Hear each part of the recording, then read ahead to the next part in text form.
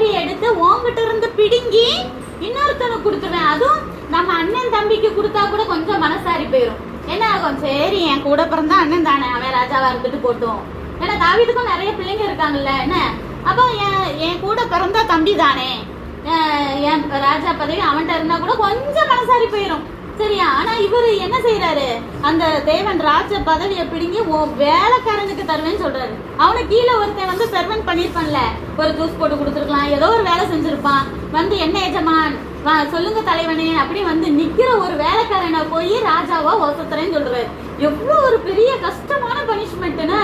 நம்மளுக்கு கீழே ஒரு வேலை பார்த்தோம், அவர் ராஜா, இப்ப இவர் என்ன ஆயிருவாரு, அவருக்கு கீழே ஆயிருவாரு அப்படின்னு சொல்லிட்டு, உன் மகனோட காலத்துல நான் அந்த மாதிரி செஞ்சிருவேன் அப்படின்னு சொல்லிட்டு, அது வரைக்கும் தேசம் அமைதியா இருந்துச்சு. நீ தேசம் அமைதியா இருக்க போய் தான் என்ன செய்யற, பொம்பளைக்கு பின்னாடியா போயிட்டு இருக்க. இரு உனக்கு விரோதியை எழுப்புறேன். 2 விரோதி எழுப்புறாரு. ஆதாத், சொல்லுங்க. ஆதாத் ரேசோன்.